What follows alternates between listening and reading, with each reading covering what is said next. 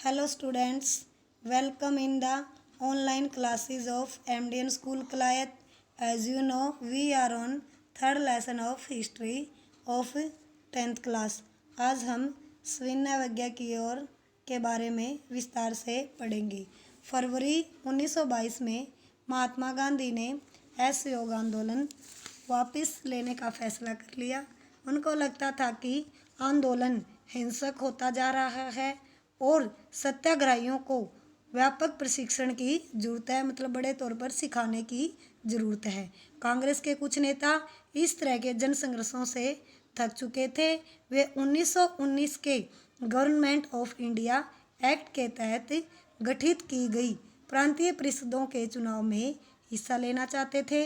उनको लगता था कि परिषदों में रहते हुए ब्रिटिश नीतियों का विरोध करना, सुधारों की वकालत करना और यह दिखाना भी महत्वपूर्ण है कि ये परिषदें लोकतांत्रिक संस्था नहीं है। C.R. दास और मोतीलाल नेहरू ने परिषद राजनीति में वापस लौटने के लिए कांग्रेस के भीतर ही स्वराज पार्टी का गठन कर डाला। जवाहरलाल नेहरू और सुभाष चंद्र बोस जैसे युवा नेता ज़्यादा उग्र जन आंदोलन और पूर्ण स्वतंत्रता के लिए दबाव बनाए हुए थे। किसके लिए? मतलब जो तेजी से आंदोलन हो और पूर्ण रूप से स्वतंत्र हो।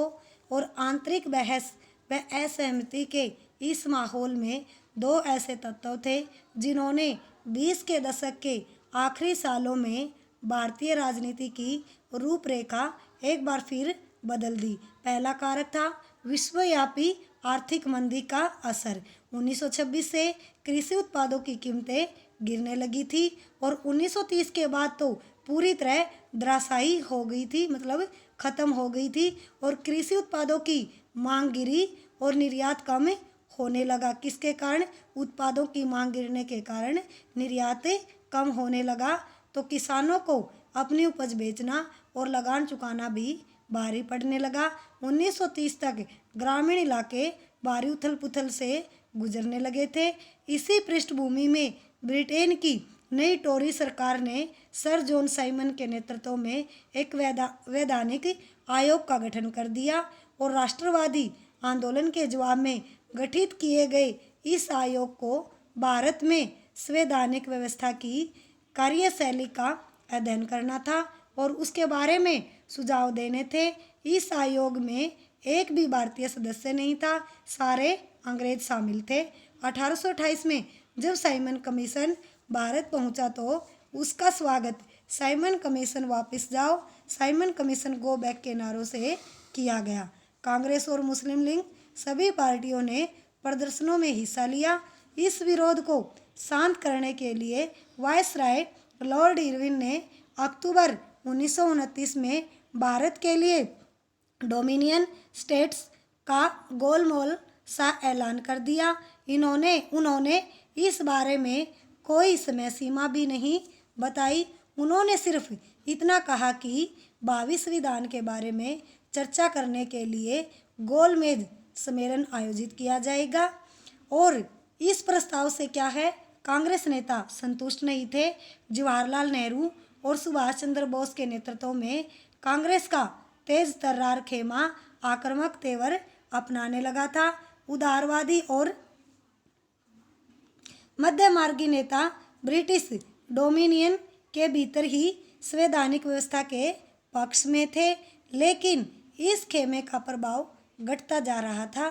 दिसंबर 1929 में जवाहरलाल नेहरू की अध्यक्षता में कांग्रेस के लाहौर अधिवेशन में पूर्ण स्वराज की मांग को औपचारिक रूप से मान लिया गया।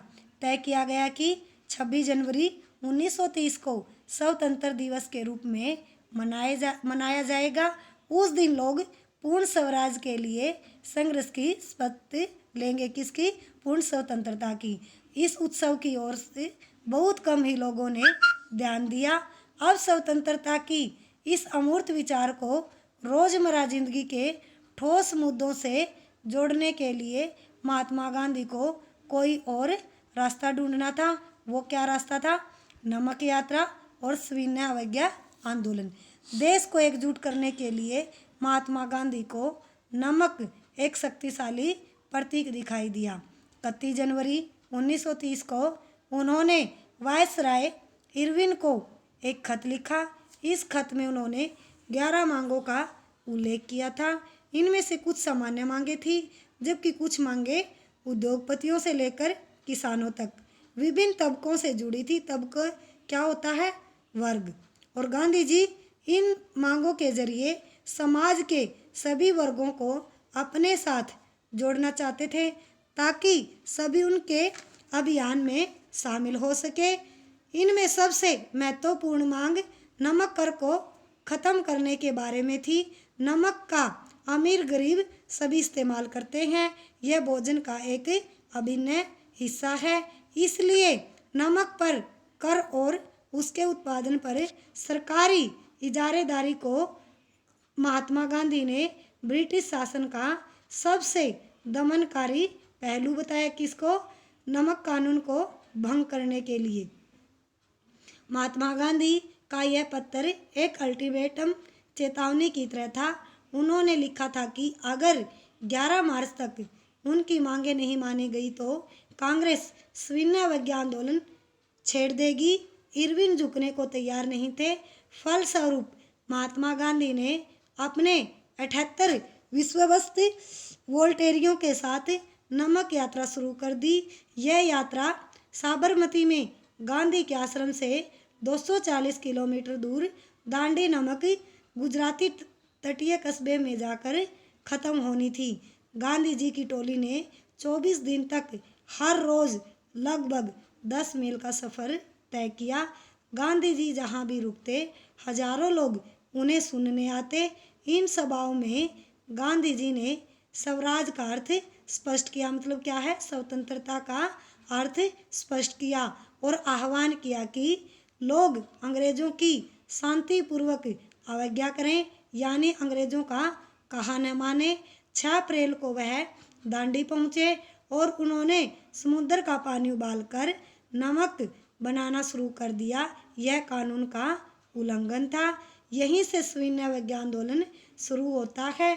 यह आंदोलन असहयोग आंदोलन के मुकाबले किस तरह अलग था? इस बार लोगों को न केवल अंग्रेजों का सहयोग न करने के लिए बल्कि औपनिवेशिक कानूनों का उल्लंघन करने के लिए आह्वान किया था, जो अंग्रेजों ने हमारे ऊपर कानून लगाया था। और क्या है? देश के विभिन्न भागों में हजारों लोगों ने नमक कानून तोड़ा और सरकारी नमक कारखानों के सामने प्रदर्शन किए। आंदोलन फैला तो विदेशी कपड़ों का बहिष्कार किया जाने लगा। शराब की दुकानों की पिकेटिंग होने लगी। किसानों ने लगान और चौकीदारी कर चुकाने से इनकार कर दिया। गांव में तैनात कर्मचारी इस्तीफे देने लगे। बहुत सारे स्थानों पर जंगलों में रहने वाले वन कानूनों का उल्लंघन करने लगे। वे लकड़ी बीनने और मवेशियों को चराने के लिए आरक्षित वनों में घुसने लगे, जो अंग्रेजों ने इमारती लकड़ियों वाले वनों को आरक्षित किया था। इन घटनाओं से चिंतित औपनिवेशिक सरकार कांग्रेसी नेताओं को गिरफ्तार करने लगी। बहुत सारे स्थानों पर हिंसक टकराव हुए। अप्रैल 1930 में जब महात्मा गांधी के समर्पित साथी अब्दुल गफ्फार खान को गिरफ्तार किया गया तो गुस्साई भीड़ सशस्त्र और बख्तरबंद गाड़ियों और पुलिस की गोलियों का सामना करते हुए सड़कों पर उतर आई और बहुत सारे लोग मारे गए।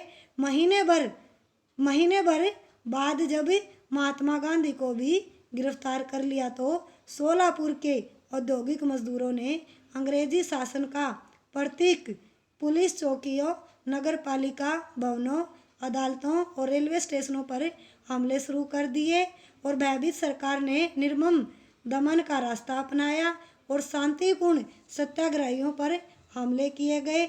औरतों व बच्चों को मारा पीटा गया और लगभग 1 लाख लोग गिरफ्तार किए गए। महात्मा गांधी ने एक बार फिर आंदोलन वापस ले लिया। 5 मार्च 1931 को उन्होंने इरविन के साथ एक समझौते पर दस्तखत कर दिए गए और इस गांधी इरविन समझौते के जरिए गांधी जी ने लंदन में होने वाले दूसरे गोलमेज सम्मेलन में हिस्सा लेने पर अपनी सहमति व्यक्त की। मतलब कहने का अर्थ है गांधी जी दूसरे गोलमेज सम्मेलन में शामिल हुए। Thank you students. आपका आज का होमवर्क है 5 स्मॉल क्वेश्चन फ्रेम करेंगे। Thank you students. Have a nice day.